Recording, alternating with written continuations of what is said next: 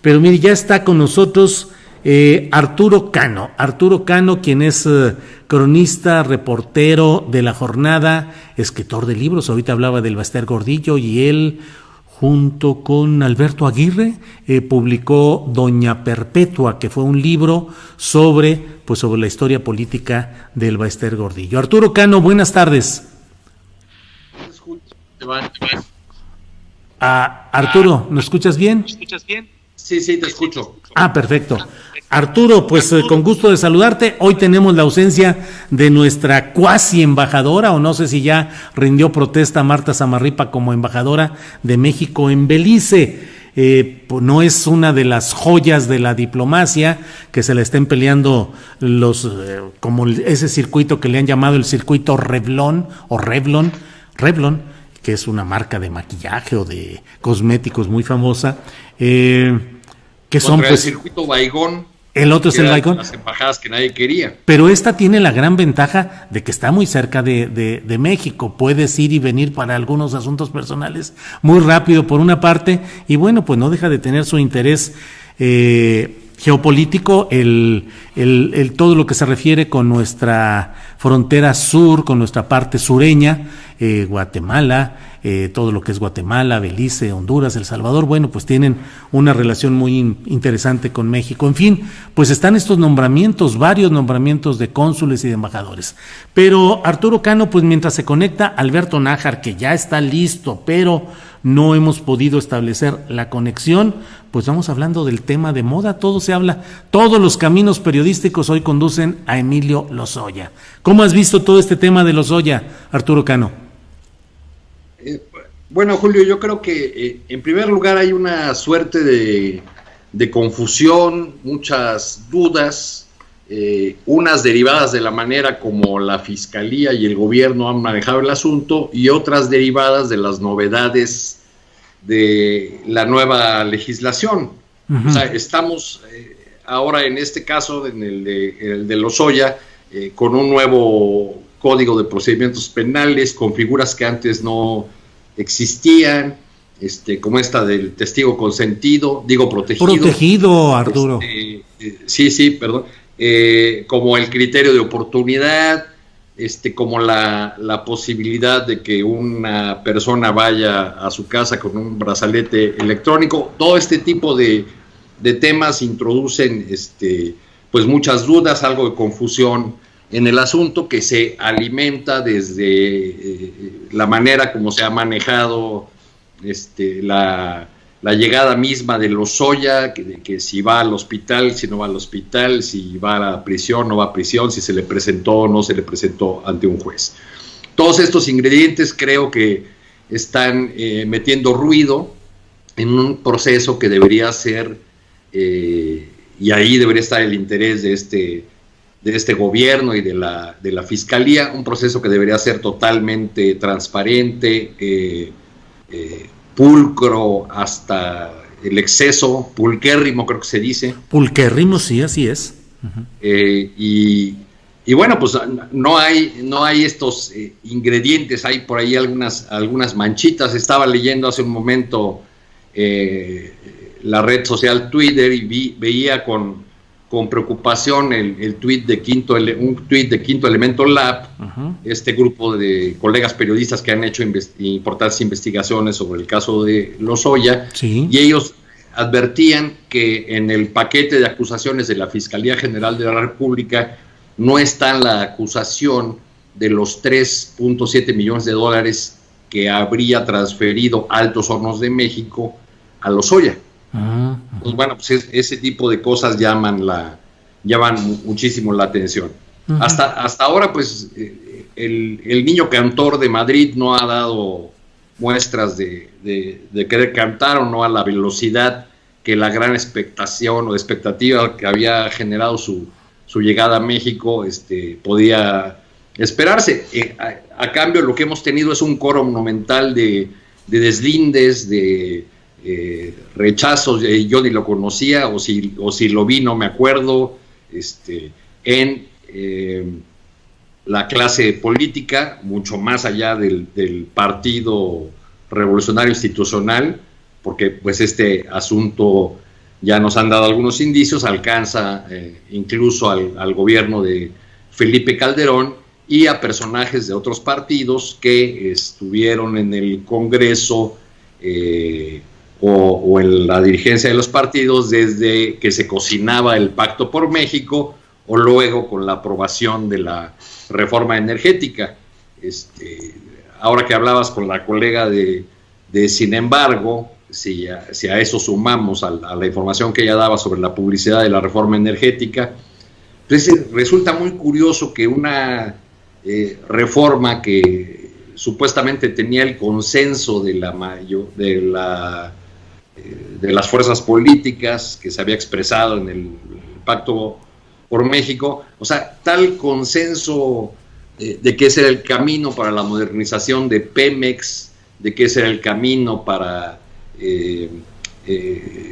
dejar atrás la nostalgia de la expropiación petrolera y bla, bla, bla, todo lo que se dijo en 2013, ahora resulta que pues todo ese proceso de principio a fin estuvo muy aceitado por dádivas, moches, sobornos, atenciones que se dieron a la clase política, a los personajes que tenían alguna influencia o alguna forma de intervenir o influir para la aprobación de esta que fue llamada en aquel entonces la madre de todas las reformas. Así es, Arturo Cano. Bueno, pues ya está con nosotros Alberto Nájar. Entiendo que ya nos escucha. Alberto, buenas tardes. Hola, ¿qué tal? Buenas tardes. Gracias, Alberto. Pues estamos aquí primero lamentando que no está con nosotros Marta Zamarripa y por otro lado diciendo, bueno, que ahora va a ser nuestra embajadora de México en Belice, en un marco de la promoción de embajadoras y de embajadores y consulados que ha hecho la Secretaría de Relaciones Exteriores. Así es que, bueno, esperemos, ya no sé si va a alcanzar a estar con nosotros en una siguiente reunión o si ya tendrá que ir a Belice, en fin, no sé cuál sea la circunstancia, pero Alberto, ¿cómo ves la evolución de este tema de Emilio Lozoya, que ahora ya pidió que para la protección de sus datos no vaya a ser que se filtre su nombre y sus apellidos? Ahora ha pedido al juez que se le cite en el expediente como ERLA, que son las siglas de Emilio Ricardo Lozoya Austin, de tal manera que ahora es ERLA para los efectos del manejo documental. En fin, ERLA o Lozoya, ¿cómo has visto toda esta evolución pues de este tema que está acaparando toda la opinión pública? Nájar, por favor. Pues mira, este es un tema que, como tú dices, acaparó toda la atención y hay ciertas razones para hacerlo. El paquete de información y lo que él mismo ha dicho en el juicio que va a aportar puede ser un temblor, un sismo, como dijo Ricardo Monreal en algún momento, un sismo en la política, y es muy probable que alcance a personajes que durante mucho tiempo se supo que tenían algún vínculo con acciones de corrupción dentro de Pemex. Estoy hablando desde Enrique Peña Nieto, Luis Videgaray, el mismo Felipe Calderón, que recordemos que él fue quien abrió la puerta a Odebrecht en México, y por supuesto todo lo que apunta hacia Carlos Salinas de Gortari y los personajes que durante mucho tiempo han estado girando alrededor de todos estos temas. Recordemos por ejemplo el famoso el desafuero, el proceso de desafuero 2004, 2005. En fin, yo creo que este es un tema en el cual van a salir muchas chispas, van a salir muchos nombres. Hasta dónde va a llegar este asunto no lo sé. Y va a tardar un rato. Recordemos que la Fiscalía General pidió en el caso de Odebrecht 6 meses de plazo y en el caso también de agronitrogenado está pidiendo 6 meses de plazo para cerrar la investigación, lo cual implica que por lo menos este proceso se va a ir hasta 2021.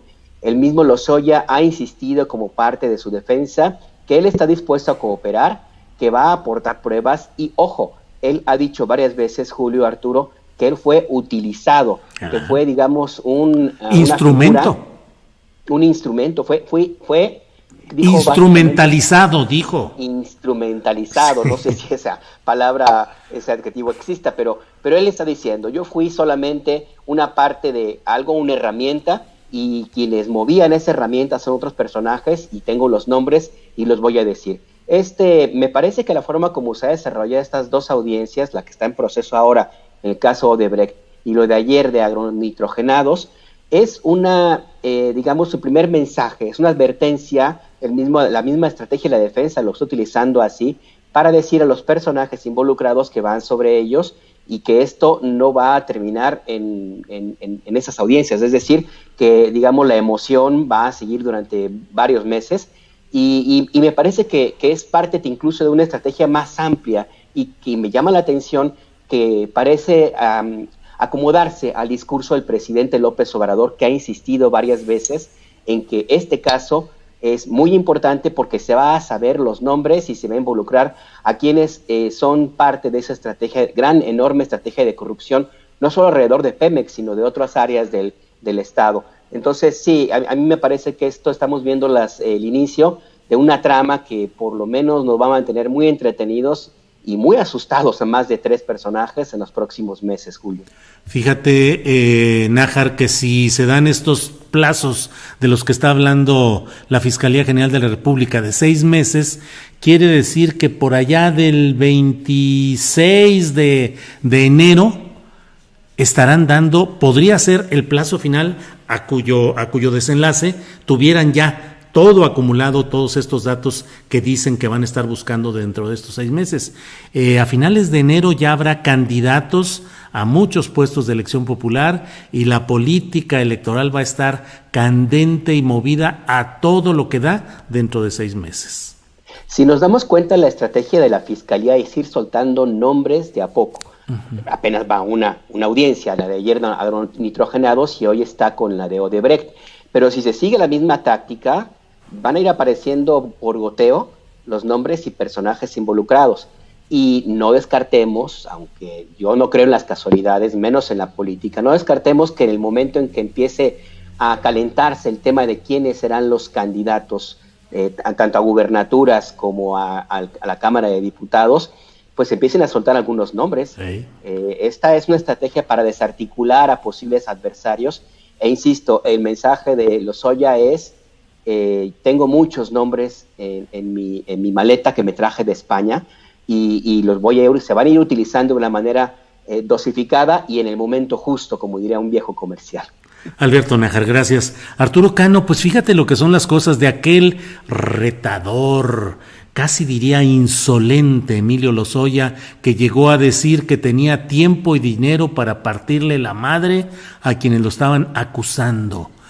Aquel hombre que salía en entrevistas, pues en los medios tradicionales, en Televisa, Televisión Azteca, sobrado, retador, diciendo que era falso todo lo que le adjudicaban, que eran puros calumnias y que eran desesperación, y parecía el hombre más sobrado del mundo, multimillonario, con poder, con buenas relaciones, en fin. Y ahora nos dice que no, que era casi un niñito el que era intimidado, era presionado e instrumentalizado, y que fue un instrumento no doloso de una, ¿qué dijo? De un organización de poder ajena al derecho. Es decir, pobrecito, lo obligaban a hacer, lo deben haber obligado también a comprar sus casas y a disfrutarlas. Pero, ¿qué opinas, Cano, por favor? Bueno, ahí es, en esa formulación que hace Lozoya de la organización de poder, se hermana en un artículo que publicó hace exactamente un mes el fiscal Gertz Manero, que tiene esta colaboración en defensa propia en la jornada. Uh-huh. Gertz, en esa pieza periodística, habla de una pandilla cleptómana, uh-huh, para referirse al grupo de Peña Nieto, ¿no? Uh-huh. Bueno, la personalidad de Lozoya, pues es la de toda una generación de beneficiarios del neoliberalismo. Muchos de ellos venían de haberse conocido desde niños prácticamente, porque sus padres trabajaron juntos, fueron amigos. El caso de Lozoya con Carlos Salinas de Gortari, ¿no? Uh-huh. Pero digamos, estas cosas que ha ido soltando a cuentagotas y vía WhatsApp, porque ese es otro de los puntos que tenemos que abordar. No hemos tenido acceso a las comparecencias, al proceso, sino por una vía muy tramposa, con el pretexto de la pandemia. Pero, digamos, estas primeras declaraciones, lo que nos hacen pensar es en que a la persona corrupta no basta contraerla, hace falta juzgarla, ¿verdad? El hecho de que Lozoya se acoja a esta figura del criterio de oportunidad y que recibe este trato, no lo exime de su responsabilidad en un saqueo sistemático, voraz, de las arcas públicas, un saqueo porque por lo demás viene de muy lejos, ¿no? En estos días han estado recordando asuntos que ya habían sido publicados y que van mucho más allá de este tema de Odebrecht o de la planta de agronitrogenados, porque Pemex y en general el sector energético comenzó o fue una mina de oro durante larguísimos años, ¿no? Claro. Mientras no se hizo la reforma energética, buscaron los sucesivos gobiernos fórmulas para evadir la Constitución, para evadir las leyes. Una de las favoritas, por ejemplo, fue dividir a Pemex, ¿no? Fraccionarlo, y también crear un montón de empresas ligadas o filiales de petróleos mexicanos se decía, para hacer más eficiente a la empresa paraestatal. En realidad era para hacer más complicado el seguir la pista de la corrupción, ¿no? Uh-huh. Y bueno, pues esperemos que va a estar, como bien dices, este proceso en contra de Lozoya, o en contra de toda esta trama de corrupción, se va a empatar con el volumen que cada vez va a ser más alto conforme nos acerquemos a las elecciones intermedias del año que entra. Bien, gracias Arturo Cano. Alberto Nájar, pues sí, lo que nos dice Arturo es pues este hecho de que todo lo que ha significado un asunto del más alto interés público, como es el caso Lozoya, que merecería la máxima difusión, transparencia y escrutinio público y periodístico, pues nos lo han escamoteado. Está todo controlado desde que llegó al hangar en la Ciudad de México Emilio Lozoya. Desde ese momento ha sido un escamoteo permanente de la información. No digo yo que pongan en riesgo la integridad física de Emilio Lozoya, pero sí digo que cuando menos debería de haber una permisibilidad de que los periodistas podamos saber y conocer más detalles de lo que está pasando, porque hasta ahorita por la vía WhatsApp hubo hasta aquel famoso convoy que llevaron del hangar al reclusorio norte para despistar a todo mundo, con una persona simulando, o al menos eso parecía, que era el detenido, para que los medios se fueran hacia allá mientras sucedía quién sabe qué cosa. En fin, todo ha estado regido por una opacidad y todo bajo control. ¿Qué opinas de todo esto, Alberto Nájar? Sí, el argumento del juez, bueno, no sé si sea el argumento del juez, la verdad, pero al menos el argumento oficial es que por la pandemia y por las medidas sanitarias no se permite que haya muchos periodistas y personas pues dentro de la sala de audiencias. Eso se puede resolver fácilmente. Diego, los sistemas de comunicación actualmente son muy variados. Esta misma conversación es un ejemplo de ello. Y si se pueden conectar con Lozoya al hospital o a donde quiera que esté, pues se puede conectar también por el canal judicial o por una conversación, inclusive por WhatsApp también.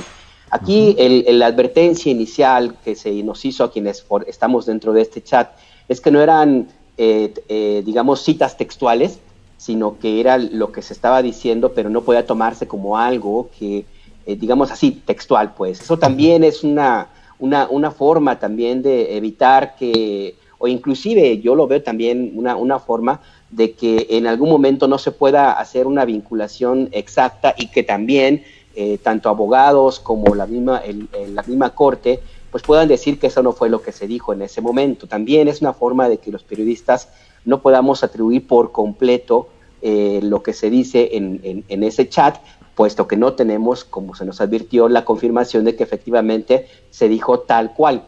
Entonces, a mí me parece que todo esto forma parte de una estrategia. El mismo presidente lo ha dicho, que lo tienen que cuidar, no con esas palabras, pero sí como dejando entrever que la integridad física de Lozoya podría eventualmente estar en riesgo. En algún momento también se llegó a plantear la idea de que no podría estar en donde dicen que está, y bueno, todo esto forma parte de una estrategia. Y lo que me llama la atención es que también yo lo veo así, una especie de mensaje también del presidente y de la autoridad del gobierno de México, de decir: la sartén la tengo yo por el mango.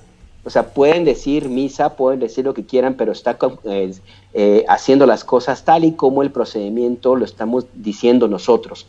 Entonces, hasta qué punto esto va a funcionar no lo sé, habrá que ver la eficiencia de la Fiscalía en los argumentos, pero hasta ahora me parece que la idea de atraer toda la atención al caso Lozoya y de que todo mundo esté, moviéndose al ritmo de esta agenda, pues es muy típico de López Obrador. Entonces, a mí me parece que esto es de nuevo una demostración de fuerza de parte del presidente de México al momento de decir: se van a hacer las cosas de esta manera. Él le llama testigo protegido, la figura legal no existe.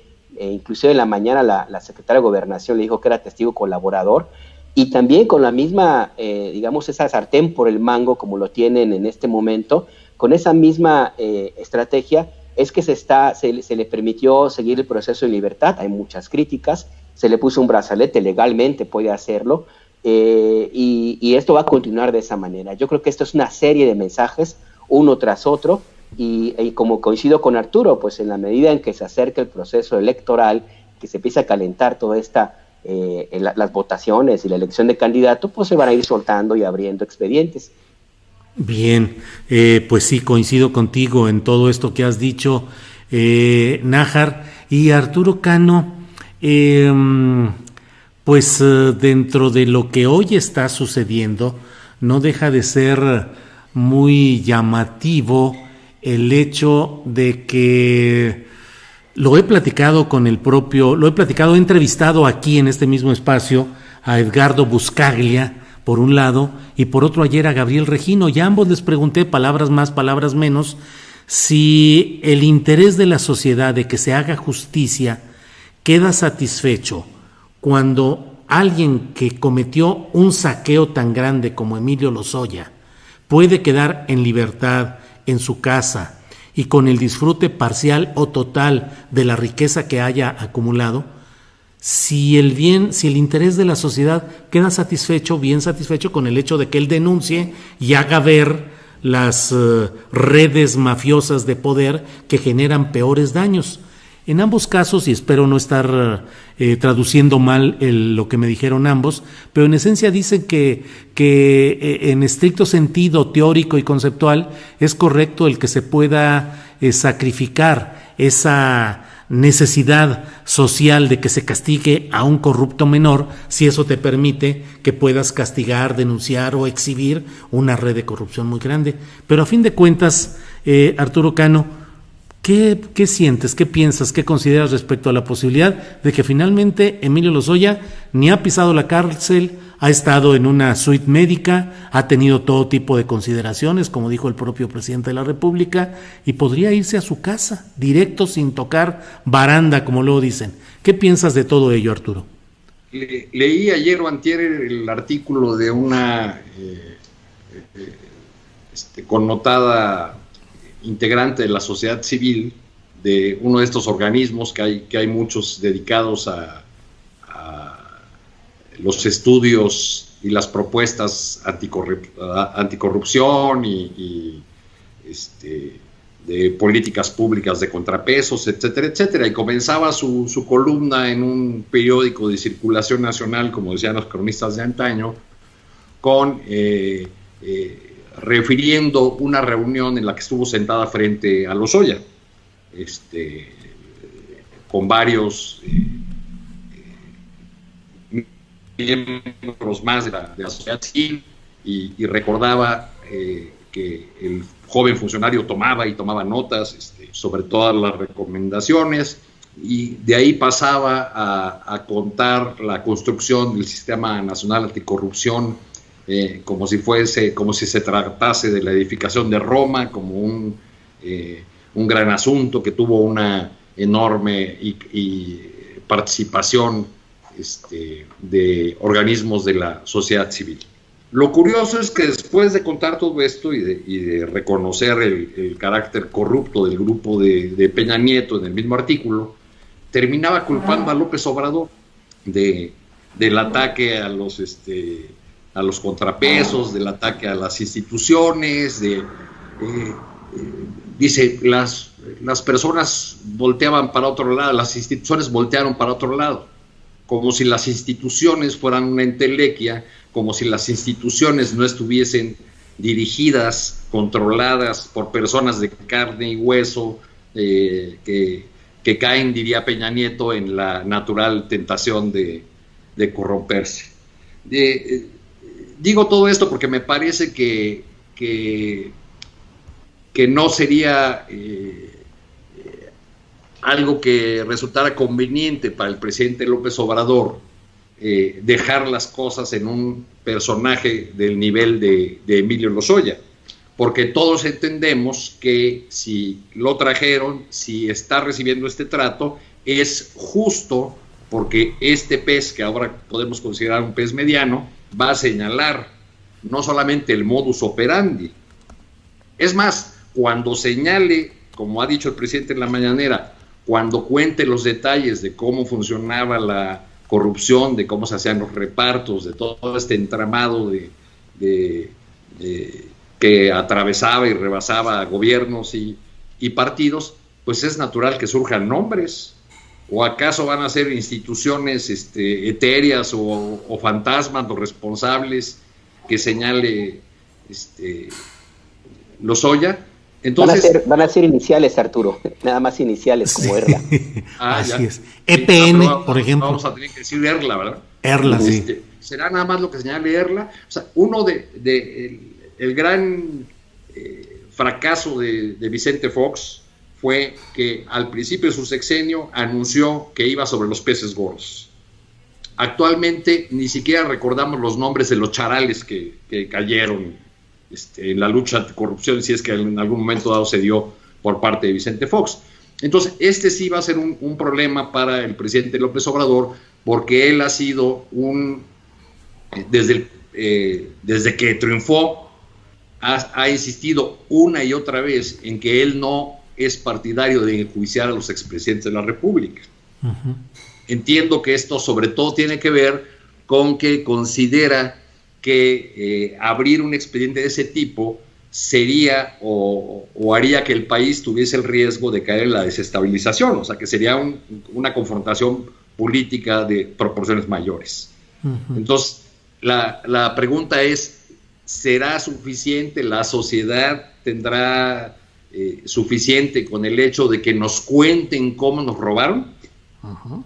¿O será necesario que personas con nombres y apellidos concretos, además de Erla, vayan a la prisión, paguen por sus delitos y se recupere al menos una parte de lo saqueado? Uh-huh. Bueno, pues mientras... Ese es un gran dilema, ¿no, Julio?, para el presidente López Obrador, porque él ha sido muy insistente en ese tema, que yo lo veo como parte de su pragmatismo político. Sí. Es decir, sí. ¿por qué voy a abrir este frente con expresidentes que finalmente representan, aunque ya no están en el poder, representan fuerzas, representan intereses? En fin, pues está ahí abierto ese gran reto. Sí, gracias, Arturo Cano. Alberto Nájar, pues casi diría que un jugador de ajedrez o casi pues no, de damas chinas no, pero un jugador por elemental estrategia buscaría no pelearse con quien no le está presentando una resistencia fuerte y que en ciertos momentos hasta parecería su aliado. Es decir, específicamente me refiero a esto. El presidente López Obrador tiene necesidad política, estratégica, de pelearse con Peña Nieto y su equipo, o en realidad una estrategia política eficaz debería ser el combatir a quienes le están presentando una resistencia verdadera, como es el panismo y el calderonismo. Sí, esa es una tesis que se ha repetido mucho, el hecho de que en realidad el objetivo, al menos inicialmente, es el PAN, o lo que quede del PAN, y el calderonismo, o como el borolismo, como ya algunos le han bautizado, porque en realidad hasta ahorita las menciones que se han hecho se refieren a peces menores o a, digamos, unas carpas, unas truchas del gobierno de Peña Nieto. Pero los señalamientos, inclusive hoy en la mañana, recordemos que el presidente López Obrador abiertamente habló la forma como Felipe del Sagrado Corazón de Jesús Calderón Hinojosa se quiso legitimar, iniciando una sangrienta guerra. Sí, yo creo que el objetivo ahorita es más bien mandar mensajes hacia los eventuales adversarios del panismo o de lo que queda del panismo, del partido, como si es que alcanza su registro México Libre, pero también creo yo, Julio, no podemos perderlo de vista, y en eso la audiencia de ayer es muy interesante, también para aquellos empresarios que están financiando estas marchas del claxon, al famoso Frena, a los empresarios que han estado diciendo abiertamente que no van a permitir que termine el gobierno del presidente López Obrador y que le están apuntando a 2022. O sea, no es gratuito los señalamientos que se hacen hacia Alonso Ancira, que sí, claro, pues él hizo sus negociaciones para vender la planta esta inútil chatarra que fue antes de Fertimex, pero atrás de él el mensaje es hacia donde radicaba esta gran empresa que es Altos Hornos. Me refiero al Grupo Monterrey. Y el Grupo Monterrey, recordemos que hay algunos personajes allí, el dueño de FEMSA, que abiertamente ha mostrado su oposición al proyecto de la 4T, el tal Gilberto Lozano, el famoso Frena, insisto. Es decir, este es un mensaje que sí tiene que ver con cuestiones electorales políticamente hablando, solamente partidistas, pero también para quienes están financiando a personajes y a la oposición misma hacia López Obrador. Entonces a mí me parece que sí, si pensamos en un jugador de ajedrez o en un jugador de billar, pues están buscando una carambola de tres bandas con estos mensajes, Julio. Claro, y no deja de ser llamativo. Gracias, Alberto, por esta opinión. Y Arturo Cano, votaron Dulce María Sauri y Rubén Moreira a favor en el mismo sentido que Morena, acaban de votar para estas sesiones legislativas, en las cuales, entre otros temas, se está por aprobar o ya fue aprobada la ley de adquisiciones que permitirá hacer compras farmacéuticas en el extranjero, cosa muy criticada por segmentos opositores a López Obrador, pero se ha dicho que eso forma parte de los arreglos políticos del llamado primor, que finalmente Dulce María y Rubén Moreira son una especie de aliados, pues de closet de Morena, por una parte, y que eso podría abrir la puerta para que la próxima presidencia de la mesa directiva de la Cámara de Diputados quede en Dulce María Sauri. Pero son muchos los mensajes, pues más bien de aquiescencia, de amabilidad de grupos priistas hacia López Obrador, de tal manera que mi pregunta o mi comentario es que creo que ni siquiera hay necesidad estratégica de abrir fuego político contra los priistas. Arturo Cano. Bueno, por un lado el PRI, pues ya no está ni en los huesos, ¿no? Uh-huh. Pero quiero decirte, Julio, que tú eres muy mal pensado. O sea, ¿por qué Dulce María va a formar parte de un pacto? Ella ya explicó en un tuit uh-huh. que simplemente es correa de transmisión de los sentimientos de los priistas de base. Así es, eso dijo. Y que por eso votó. Me gustó que usara esa expresión como de la izquierda de los 70s, ¿no? La correa de transmisión. Así se hablaba desde la izquierda sindical de las organizaciones corporativas del sindicalismo, de la CTM y la CROC y eso, ¿no? Que eran correas de transmisión del... Bueno, pues Dulce María tuvo cierta conexión hasta conyugal con gente de izquierda. Ah, claro, ella está casada con un fundador de la Liga Comunista 23 de septiembre, ¿no? Así es. José Luis Sierra. Uh-huh. Así es, sí. Así es. Pero yo... Bueno, sí, perdón, adelante. Sí, bueno, yo cuando cuando escucho o leo a los dirigentes del PAN, del PRD, o algún columnista hablar de esto del primor, Uh-huh.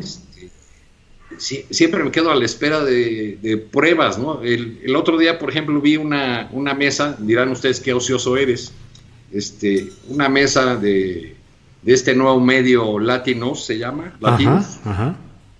Donde estaba Héctor Aguilar Camín, Silva Herzog, pero el que me llamó la atención fue Castañeda, porque dijo que entre otras barbaridades, hablaban 2 días antes de que se votaran los consejeros del INE y dijeron una cantidad de cosas que después no ocurrieron, uh-huh. No han rectificado para nada, pero dijo, entre otras cosas, que no se imaginaban a Peña Nieto en la cárcel, sino solamente señalado en los periódicos como corruptos, porque, dijo Castañeda, había un pacto entre López Obrador y Peña Nieto y Videgaray, porque Peña Nieto y Videgaray son inteligentes, dijo Castañeda, cada uno a su manera, y pactaron con López Obrador, pero teniendo un seguro, teniendo algo que les garantizaba el cumplimiento de ese pacto.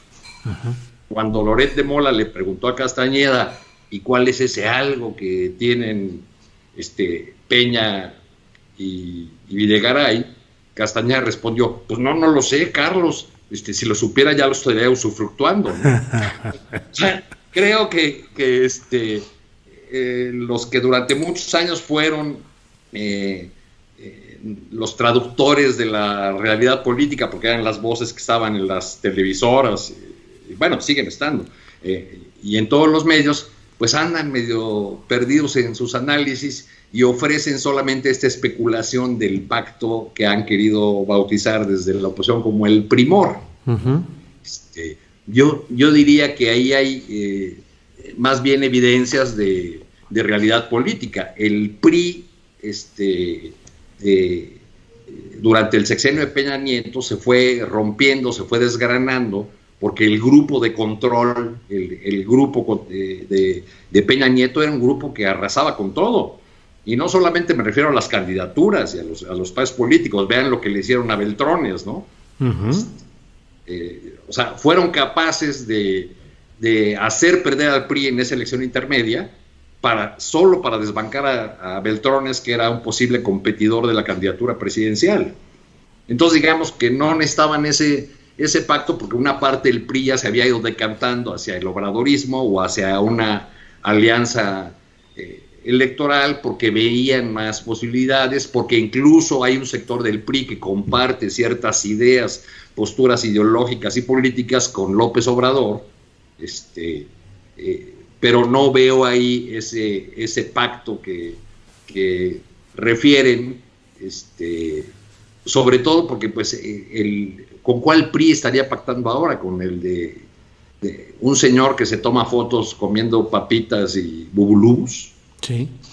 ¿El PRI es Carlos Salinas o en este caso podría ser Enrique Peña Nieto, Alberto Nájar? Esos serían los verdaderos jefes de lo que quede del PRI, que desde luego tiene una bancada minúscula. Son en el Senado se toman una selfie tranquilamente, sin mayor problema. Son 9, 8 porque ya no está la Vanessa Rubio, ya no está, y la que entró optó por irse a Morena, así es que ahora son hasta menos, son solamente 8, así es que el poder formal en los ámbitos legislativos y del poder ejecutivo pues es mínimo del PRI, pero sigue siendo un factor de un anzuelo, me parece, Alberto, salvo tu opinión, un anzuelo para ciertos grupos que siguen añorando el oficio de quienes sabían robar, pero no hacían tanto escándalo ni tantas torpezas, es decir, de un priismo que ahí sigue en relación con empresarios, con medios de comunicación, sobre todo electrónicos, a los que beneficiaron, con personajes, Arturo Cano, que parecen desaparecidos, quienes antes ocuparon todos los espacios políticos, Emilio Gamboa y Manlio Fabio Beltrones. Eran uno y otro en el Senado y en la Cámara de Diputados y al revés, pero siempre dominando todo este escenario. Bueno, Beltrones asomó la cabeza en un mal momento, ¿no? Sí, lo asomó en un mal momento, y Emilio Gamboa ni pío dice, tranquilito y callado. Pero Alberto Nájar, subsiste el poder estructural del PRI. No hablo del numérico, del electoral o del legislativo, sino un poder estructural que pudiese en determinado momento tentar al electorado a regresar a momentos de ese PRI antiguo. Pues mira, me preguntaba si el PRI era Salinas o era Enrique Peña Nieto. Uh-huh. Pues Salinas fue el que quiso acabar con el PRI. Acuérdense de esa su famosa idea del liberalismo social, o no sé. Solidaridad, el partido de la solidaridad. Uh-huh. Ajá, o esa gran, yo me acuerdo que estuve en esa Asamblea Nacional del PRI, un aniversario donde el presidente habló sobre el liberalismo social, y yo cuando preguntábamos a los priistas que de qué estaba hablando, pues casi todos tenían cara de what, ¿no? ¿De qué está hablando ¿no? Uh-huh. O sea, que el PRI, Salinas, pues puede ser, digamos, un heredero de esas viejas prácticas del PRI. Es el resumen de lo que el PRI, todo el PRI corrupto, que durante muchísimo tiempo gobernó el país, representa. Peña Nieto también representa entonces ese viejo PRI, esa decadencia del partido en el poder, o sea, y esa frivolidad y ese alejamiento de la realidad que caracterizó al partido y que pues lo llevó a la derrota en el 2000, y ahorita, como dice Arturo, yo no sé si en los huesos, no sé qué represente. Yo creo que el PRI está más bien en los gobernadores y está en los grupos que siguen ahí haciendo presión, y también el PRI está en Morena, por como antes estuvo en el PRD. Y recordemos en la Ciudad de México cómo cuando en 1997, tú recordarás, Arturo, que cómo hicimos varios trabajos en la jornada en Maciosare, justamente de cómo esos grupos que dominaban las delegaciones, por ejemplo, que eran férreos priistas, se convirtieron en férreos perredistas, bejaranistas, en fin, de movimientos populares que cooptaron a estos grupos que están allí. Entonces, yo creo que sí, que existe una base social de lo que fue el PRI, que se ha ido acomodando, que está cambiado de camiseta. Yo no sé si eventualmente vaya a cambiar, volver a vestir el tricolor, a menos que sea de la selección mexicana, porque no veo de otra forma que puedan tener restablecer ese partido. Pero yo creo que la fuerza del PRI está justo en esta idea de venderse caro, de vender esa experiencia, el expertise, el saber. Esa frase, no recuerdo quién era, si fue candidato a gobernador, creo que fue Cedillo, ¿no? Que decía, él sí sabe cómo hacerlo. Esa idea, pues, de que el PRI sabe, uh-huh, y de que el PRI es una herramienta útil que en circunstancias difíciles puede destrabar negociaciones. Recuerden que él se vendió el PRI en algún tiempo como el gozne que podía abrir la puerta o cerrarla, que fue en 2006, por ejemplo, para la elección de Felipe Calderón. Yo no sé si en este momento esta idea les pueda servir con un presidente que, según las encuestas más recientes, la de Mitofsky lo ubica en 53 de popularidad a pesar de todo. Uh-huh. No sé hasta qué punto le pueda servir, pero de que está allí y está a las órdenes y a la disposición, pues sí lo está. Uh-huh. Y pero de que el presidente no va a ser candidato en el 21, Alberto. Claro. Y estamos hablando de los legisladores del PRI, pero no de los personajes priistas que sí pueden ser un factor en la elección del año que entra, que son los gobernadores. Pues es que también todo se concatena, Arturo. Pues te digo, de hecho, los mensajes de este juicio con el que empezamos la conversación, pues van para allá. Pues es una forma de decir, a ver, o se alinean o a ver cómo nos toca. Sí, o sea, ellos tienen poder local. No va a estar Andrés Manuel. Yo no estoy muy seguro que Andrés Manuel vaya a no querer estar en la elección del 21. Pues él va a seguir apareciendo de una u otra forma. Esta elección es un pre-referéndum. El del 2022 casi nadie lo menciona, excepto los que tienen ansias golpistas. No, yo no dudo que él va a ser muy activo en el proceso electoral. Lo que digo es que no va a estar en la boleta, y que además, por tratarse de una elección intermedia en la que concurren elecciones de gobernadores en 15 entidades, entran en juego otros factores locales que van más allá de la disputa federal, de la disputa por el gobierno de la nación. Ya no dejo preguntar a Julio, perdón. No. Adelante. A ver, pongamos un ejemplo muy rápido. Lo que pasa en San Luis Potosí, a propósito, Julio, donde el PRI, el gobernador priista, pues prácticamente no existen. O sea, hasta dónde se necesita hacer una alianza con la fuerza que trae atrás Andrés Manuel y lo que representan, o la persona que se diga representar al presidente López Obrador, como el partido Morena, hasta dónde se necesitan los priistas también tener esa alianza, o al menos la vinculación, o al menos no hacer olas, como para por lo menos mantener lo que tienen. O sea, y en ese sentido, en esos lugares, en esos pequeños espacios donde eventualmente, donde se roban las urnas, pues, donde la gente sabe cómo comprar votos, donde están esas cañerías, pues los priistas tienen esa expertise. O sea, a lo mejor no son tan necesarios para inclinar la balanza a nivel federal, pero a nivel local, en pequeños espacios, San Luis Potosí es uno, por ejemplo, ¿no? Claro. Otros gobiernos de filiación priista, la operación política, aunque sea, recuerden que todavía existen los plurinominales, las circunscripciones. Entonces, si tú le garantizas en un estado un buen bonche de votos a Morena, para que los que están en el número 1 de la lista lleguen a la Cámara, pues evidentemente que con eso la negociación, el PRI está presente y es útil. Sí, Nájar. Y Arturo Cano, fíjate ahorita que estamos hablando de estos signos o símbolos, por ejemplo, de la alquimia electoral y de los factores locales. Viene la renovación, ya se dio la renovación de 4 consejerías en el INE. Más allá del proceso del cual ya hemos hablado, pues me parece que entre su principal función, que va a ser muy definitoria, va a ser la de decidir respecto a los nuevos partidos políticos nacionales a los que se les dé registro. Entre ellos está, pues, el partido de la profesora Elbester Gordillo, que no sé ya ni siquiera, Arturo, dónde anda o qué. Sé que ha tenido problemas de salud, pero de pronto ese activismo de las redes sociales y los pleitos del yerno, que es el dirigente Fernando González, con Juan Iván Peña, y todos esos pleitos que traían parecieron atenuarse. Pero viene la elección. Está convaleciendo en Los Cabos. Ajá. De algo... Ya se fue para allá porque tuvo una operación muy tremenda y parece que sigue mal de salud. Y según personas ahí cercanas a su entorno, como ya se deshizo de la propiedad en San Diego, está probando el clima de Los Cabos a ver si le sienta bien a su recuperación. Vaya. Y a ver si de paso logra resolver los conflictos entre sus nietos y su consorte. Sí, el abogado joven joven abogado con el que se casó. Pues sí.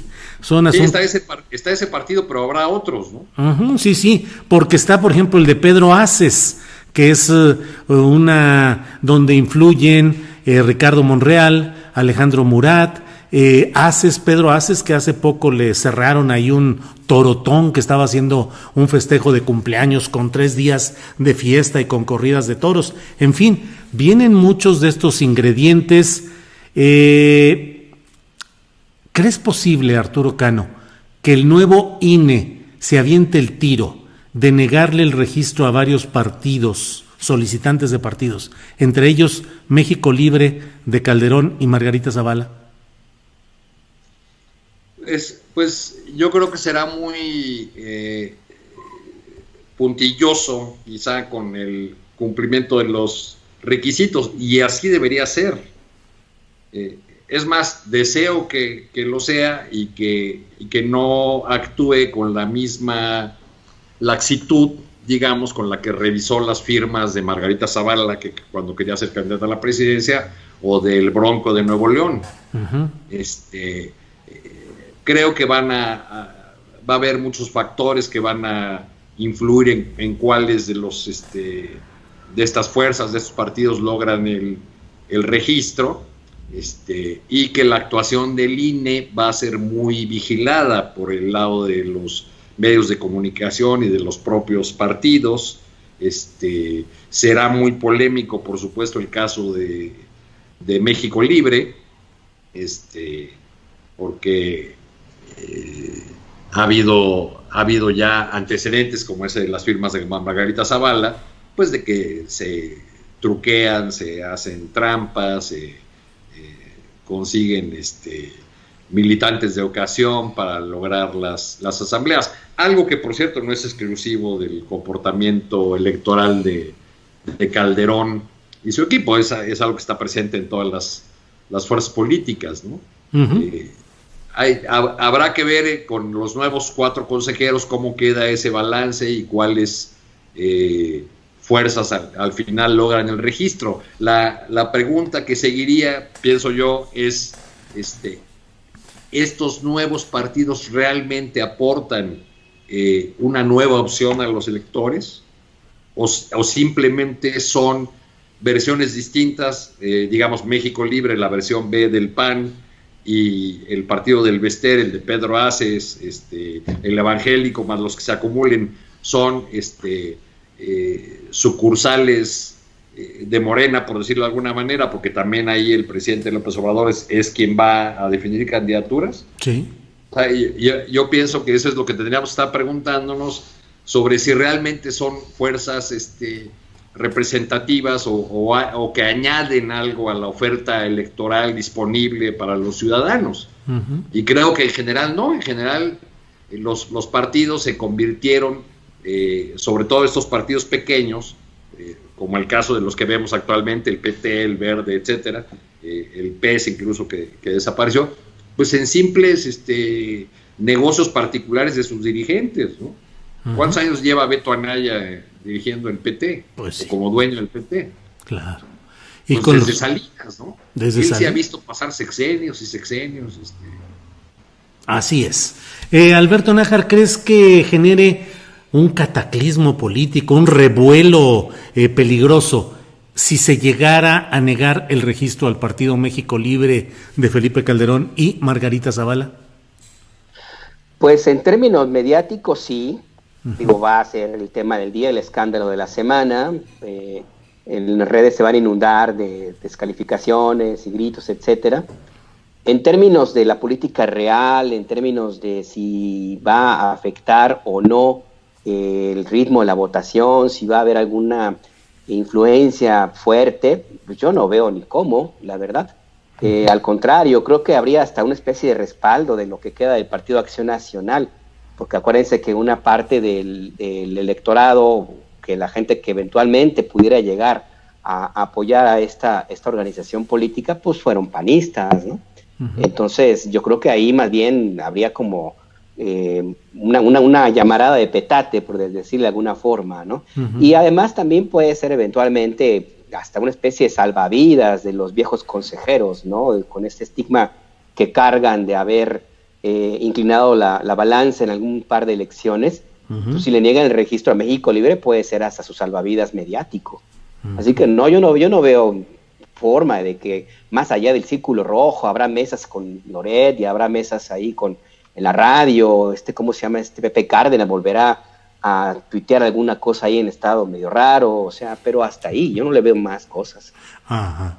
Bien, pues son las 3 de la tarde en punto. Les pido que vayamos cerrando esta mesa con alguna pregunta rápida y al mismo tiempo ya para ir cerrando esta mesa. Arturo Cano, hoy el monero Hernández pone en la jornada una caricatura que ya la he comentado en el curso de este programa, pero a mí me pareció muy interesante. Sale López Obrador diciendo que va a ser un parteaguas y 2 personas al fondo en las siluetas diluidas dicen, pues con que no sea un parto de los montes. ¿Crees que realmente se va a llegar a un propósito trascendente en todo este tema de Lozoya, que va a ser tan contundente como se ha anunciado y como esperamos, o que va a quedar en algo a medias? Pues si no se llega, será algo muy costoso para las promesas, para la oferta política, para el proyecto mismo del presidente López Obrador. Yo creo que Pepito Hernández resume bien el sentimiento, un sentimiento general, una duda que tienen muchos, pues, una duda fincada en la historia, digamos, porque ya nos hemos acostumbrado a hacer muchas expectativas con respecto a casos así, y a fin de cuentas no resulta nada, o nada cambia, o resulta que no hay una modificación de fondo. Entonces, pues todo está abierto, todo está en juego, y además en medio de una crispación que no va a ser sino aumentar, como vimos hace rato en el Senado, ahí con una senadora del PAN sentándose en el lugar de la presidenta y armando gritos y sombrerazos, un sainete que suspendió la sesión legislativa durante un rato, ¿no? Marta Márquez, la senadora. Marta Márquez del PAN se subió ahí con una pancarta en la que exige el ingreso básico universal. Qué curioso que 12 años que gobernaron no se les ocurrió presentar esa propuesta, ¿no? Así es. Bueno, pues Arturo Cano, muchas gracias, y le toca a ti, gracias. Y le toca el turno para cerrar a Alberto Nájar. Por favor, Alberto, sobre esto, ¿Parto de los Montes o parteaguas histórico? Mira, coincido, el costo puede ser muy alto. El presidente todos los días, en cada mañanera, desde que se anunció la extradición de Lozoya, se está haciendo una apuesta, me parece importante. En este sentido, yo no creo que la salida de que la Fiscalía es autónoma y, bueno, la Fiscalía no pudo probar sea suficiente. Yo sí creo que se está jugándose mucho en el proyecto, inclusive, de la 4T en este juicio. Ahora, ¿hasta dónde va a llegar? No lo sé. Yo recuerdo, insisto y coincido también con Arturo, en que no sé hasta qué punto el que encarcelen eventualmente, digamos, no sé, a Luis Videgaray, a otros empresarios, sea suficiente, y no sé hasta qué punto se pueda eventualmente desatar una ola de la cual no se pueda tener control, y que puede también generar algunos problemas. Me refiero a la idea de que tienen muchos, de que tiene que ser sancionado, encarcelado Enrique Peña y Felipe Calderón, y también Carlos Salinas de Gortari. Ese no es el propósito del presidente. No sé hasta dónde se queden, en lugar de peces gordos o de una ballena, se queden con un gran tiburón y eso sea suficiente. Eventualmente se puede manejar. Pero si no hay un procedimiento, un cambio por lo menos visible, si no existe, ni modo, aunque el presidente diga que no le gusta, si no existe también esa parte de show y de encarcelamientos, el costo puede ser eventualmente grande, ¿no? Entonces, aquí la moneda está en el aire porque estamos, como he dicho en varios momentos en estas conversaciones, la parte legal también importa. O sea, el debido proceso, con tanta publicidad, con todo esto que se está planteando, con las advertencias que dice Lozoya de que yo lo voy a decir en su momento, voy a señalar a los responsables. Quienes sean eventualmente imputados tienen ya en este momento un elemento muy importante para su defensa. Entonces, ¿hasta dónde va a funcionar esto? Pues ya tuvimos una muestra con la petición de la Fiscalía de alargar por lo menos 6 meses la investigación, porque en 6 meses termina su investigación y entonces ahí empieza la parte dura del juicio. Entonces, ¿hasta dónde va a llegar? Habrá que verlo. Bueno, pues así nos quedamos con continuará. Ya nos veremos, eso espero, el próximo miércoles, y por lo pronto, pues Arturo Cano, muchas gracias. Muchas gracias, Julio, saludos a todos. Gracias, Alberto Nájar. Un abrazo a todos. Gracias, saludos a nuestra compañera Marta Samarripa, que no ha podido llegar en esta ocasión y que está en proceso de ser nombrada o ya habrá tomado posesión, no sé, como embajadora de México en Belice. Ya platicaremos próximamente con nuestra compañera de esta mesa de periodistas, Marta Samarripa. Por lo pronto, gracias a todos y seguimos con más información. Gracias.